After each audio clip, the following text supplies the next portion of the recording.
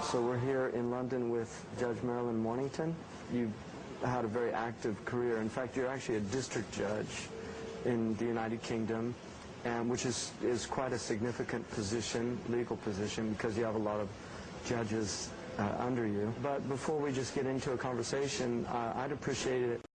I mean, obviously you've dealt a lot with the Muslim issues, and I think we're all curious, you know, how bad is the situation, given that you've been involved in Muslim women's issues in particular. But what type of things have you come across?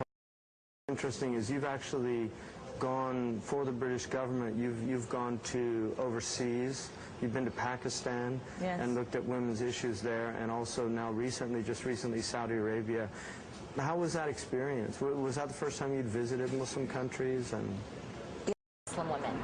Very much influenced by religion, and probably not as free as a Western woman would be to basically dress the way she wants and speak the way she wants. They can have a hard life. You know, sometimes they face quite a lot of difficulties and they are discriminated. But my personal, attitude is I just consider them exactly like me. I don't really have a perception. I don't know any Muslim women to form an opinion, really. In the UK, I think that they probably have a lot more freedom than anywhere else in the world. I actually live out in Singapore, so there's a lot of Muslim women there, and I think that there are some times when they do have a lot of freedom, but there's a lot of times in certain countries where they're very repressed, so it really changes on where you are in the world. I guess quite repressed, or at least that's how it seems in general. Like, when you walk around, they're always kind of, I mean, I don't really know. Well, as a judge, how were you perceived as a Muslim woman in the UK to maybe your colleagues and things like that when you first became a Muslim? When was it really that you became Muslim? Just before Ramadan last year. I don't at the present time make a big issue of it. I recall that one of the best Christians that I know is a High Court judge in England.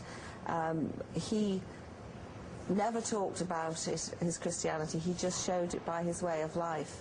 And eventually you would say, what is it about Mark Headley that is so wonderful? And some people, didn't you know he's a very active Christian? I'm not very wonderful, and I'm also very, very much a learner in Islam, so I think it's important that I keep a relatively low profile, carry on learning. You have, because your responsibility, you have an entire district. How do you rate the domestic violence? Is there more domestic violence in the Muslim community, or is it consistent with the national average, or less? We don't have statistics, but from all the work I've done, we have no reason to think that it's any greater within the Muslim community than within the dominant community. The difficulty is that there are certain barriers that women have, or men who are suffering this violence, to get over.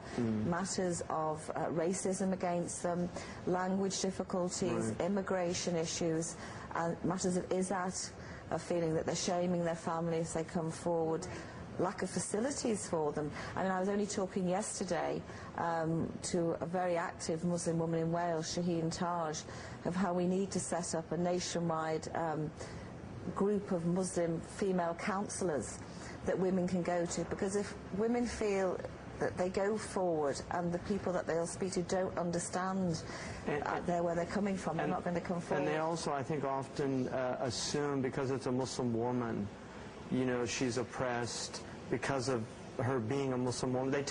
People tend to not be able to see it as this is a human problem. They really begin, just because of the mere fact it's a Muslim woman, there's an automatic assumption that it's related to the religion, which is a real problem. We seem to have an inability to really see ourselves. I didn't want to take my very smart hijab and abaya off when I came back from Saudi Arabia last week. I'd spent a lot of money on it. It was very nice. Very smart, isn't it? Very smart. Some of them are beautiful, with the sleeves. Yes. And also, partly because I didn't want to take it off, but secondly, as an experiment, I kept it all on going through Heathrow and Manchester Airport just to see what the reaction would be to me. And it only took minutes in Manchester Airport for a man to be very rude to me. Really? What happened? Which never happened before. It's never happened before. And people don't realize Get out of the way, you.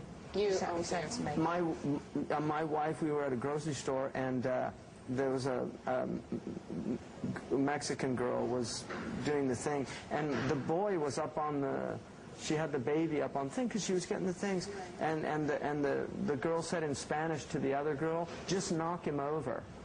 And my wife just looked at her and she said, I speak Spanish, you know, because my wife's Mexican, but she had a hijab. She just assumed she was Arab, you know. And people have no, it's ignorance. Do you know what fascinates me? Sheikh Hans and I both come from Roman Catholic backgrounds, and nuns the world over who wear identical clothes. To the Kuwaiti women. Right. They look like Kuwaiti women. Right. Because you know the Kuwaiti women wear the white and with the black over it. Right. And regardless of anybody's religion, people have this very veneration.